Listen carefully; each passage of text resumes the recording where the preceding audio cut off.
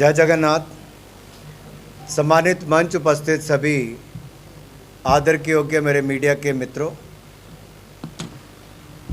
आज मेरा सौभाग्य है कि मैं भगवान जगन्नाथ की इस भूमि पर आप सबके सामने एक प्रेस वार्ता में आप सबको संबोधित करने आया हूं। सबसे पहले तो उड़ीसा की जनता का आभार प्रकट करता हूं, जिसने पूर्ण बहुमत की भारतीय जनता पार्टी की सरकार बनाई है। आज जो विषय मैं आप सबके बीच में लेकर आया हूं वो बहुत महत्वपूर्ण है।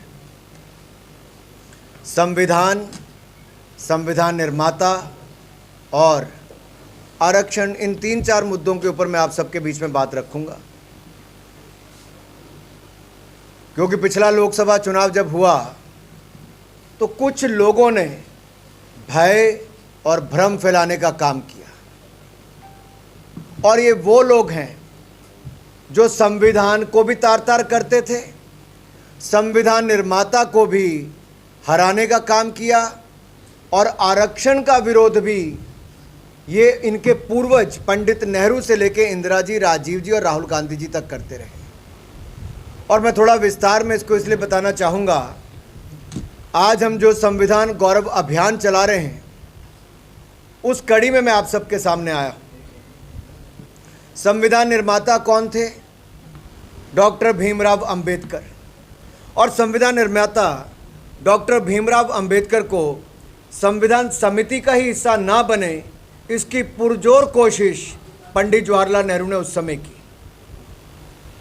और उनको हराया भी। वो बंगाल से चुनकर आए, और उसके बाद जब उनको दूसरी बार जब उपचुनाव में भी जाना पड़ा तो हिंदू महासभा के नेता एम जयकर ने पुणे सीट खाली की, जहां से वो चुनकर आए। मैं आपको कहना ये चाहता हूं, आखिरकार नेहरू जी अंबेडकर के विरोधी क्यों थे? आखिरकार पंडित नेहरू जी ने लेडी माउंटबेटन को पत्र लिखकर अपनी खुशी क्यों व्यक्त की थी कि अब डॉक्टर अंबेडकर उनकी कैबिनेट का हिस्सा नहीं होंगे? वो चुनाव हार गए हैं। आप सोचिए, डॉक्टर अंबेडकर की हार पंडित नेहरू के चेहरे की मुस्कुराहट बनी थी, और ये अंबेडकर विरोधी हैं। अगली बात मैं आपके सामने करना चाहता हूं, जब लोकसभा के चुनाव हुए तब भी कांग्रेस और कम्युनिस्ट पार्टी दोनों ने मिलकर 1952 में भी और 1954 में भी डॉक्टर अंबेडकर के खिलाफ प्रचार प्रसार किया, उनको चुनाव हरवाए। ये सारा प्रयास कांग्रेस ने किया, क्योंकि डॉक्टर अंबेडकर दलितों की बात उठाते थे, गरीबों की बात उठाते थे, ओबीसी की बात उठाते थे, और Pandit Jawaharlal Nehru ji SC, ST, OBC के घोर विरोधी थे। और मैं बड़ी गंभीरता से इस बात को कह रहा हूं, क्योंकि पंडित जवाहरलाल नेहरू ने हिंदुस्तान के मुख्यमंत्रियों को चिट्ठी लिखकर कहा था कि अगर एससी, एसटी समाज के लोग आरक्षण के माध्यम से ऊपर आ गए तो क्वालिटी नहीं मिलेगी। आप सोचिए, हमेशा ही हीन भावना उनके अंदर भरी हुई थी।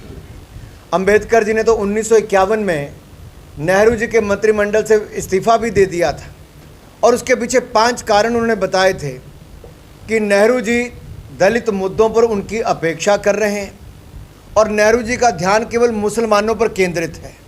एक तो ये भी, दूसरा आर्थिक नीतियों और संस्थानों के जो दरकिनार करने का प्रयास किया जा रहा है, और ये भी किसको किया? डॉक्टर अंबेडकर को पंडित नेहरू ने किया। तीसरा है कश्मीर मुद्दे पर धारा 370-35A के बिल्कुल खिलाफ थे, विशेष राज्य दर्जा देने के बिल्कुल खिलाफ थे डॉक्टर भीमराव अंबेडकर जी, लेकिन पंडित नेहरू ने वो भी किया।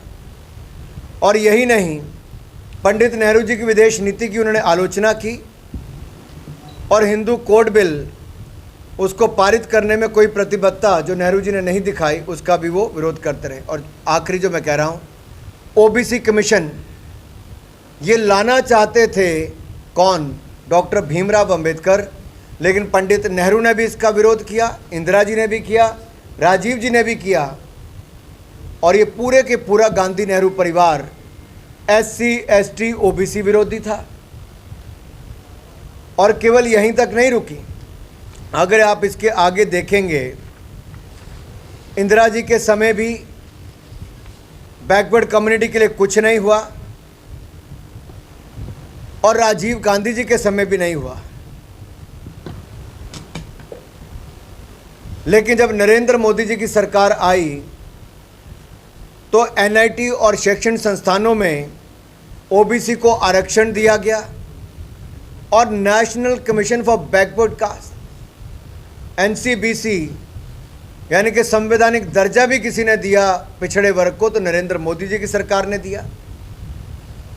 27 OBC मंत्री नरेंद्र मोदी जी की सरकार में है और न्यायपालिका और राज्यसभा में भी समावेशता सुनिश्चित करने का काम हमारी सरकार ने किया।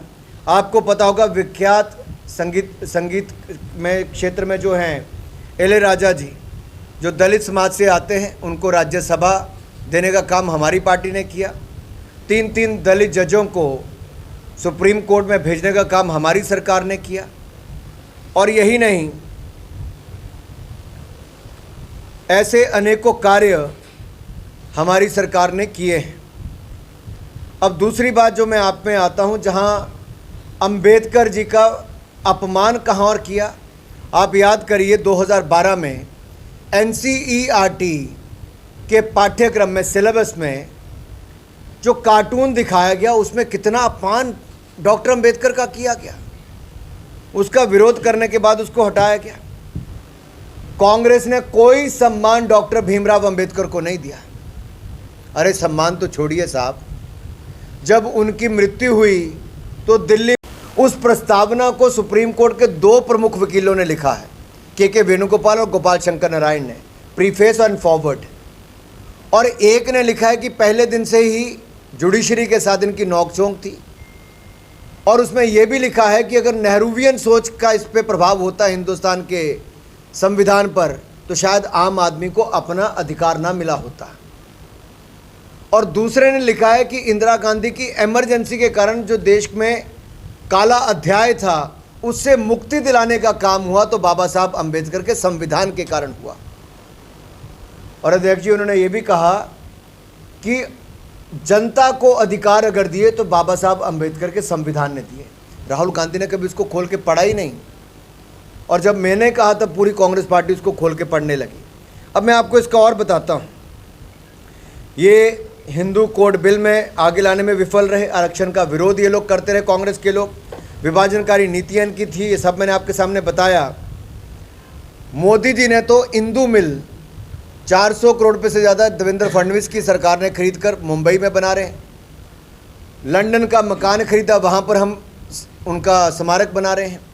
ऐसे दिल्ली में अंबेडकर इंटरनेशनल सेंटर कॉन्फ्रेंस के लिए हमने वो बना कर दिया, 15 जनपद पे हमने वहाँ पर।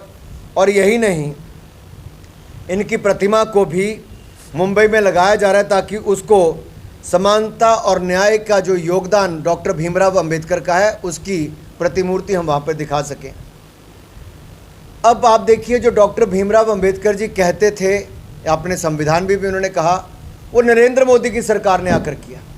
हाशिए पर पड़े हुए समुदायों को हमारी सरकार ने सिटीजनशिप अमेंडमेंट एक्ट, नागरिकता संशोधन अधिनियम, ये लाने का काम किया। जो हमारे जितने भी अल्पसंख्यक हैं, अल्पसंख्यक कौन, जो पाकिस्तान, अफगानिस्तान, बांग्लादेश में जो माइनॉरिटीज़ हैं, वहाँ हिंदू माइनॉरिटी है, क्रिश्चियन माइनॉरिटी है, पारसी माइनॉरिटी है, सिख माइनॉरिटी है, उनको अगर उन देशों में प्रताड़ित किया जाता है, हमारे यहाँ नागरिकता देने का काम मोदी सरकार ने किया है और हमने यहाँ पर दे दी है। दूसरा, नारी शक्ति बंधन बिल, महिलाओं को विधानसभा से लेकर लोकसभा तक ये हमने करने का काम किया, मोदी सरकार ने किया। अनुच्छेद 370 आर्टिकल 370 उसको ख़त्म करने का काम हमने किया है। ये सब बाबा साहब अम्बेडकर चाहते थे। और यही नहीं, अनुसूचित जाति पिछड़ा वर्ग, जहाँ इनको बचाने का हमने काम किया, वहीं